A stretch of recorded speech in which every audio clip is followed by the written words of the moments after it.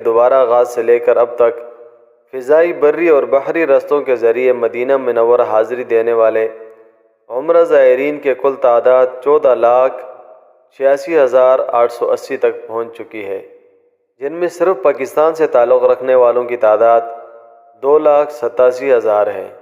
زائرین کی مزید سہولیات کے لیے وزارت حج عمرہ کا مزید آنے والے دنوں میں منصوبہ ہے کہ مسجد نبوی کے ارد گرد خوبصورت سرسبز و شاداب باغات اور چمن، جس میں خوبصورت پارکنگ اور زائرین کے لیے کھلی فضاؤں میں بیٹھنے کی جگہ، اور اس کے ساتھ ساتھ مسجد قباء کی توسیع، یہ ساری چیزیں اس میں شامل ہے۔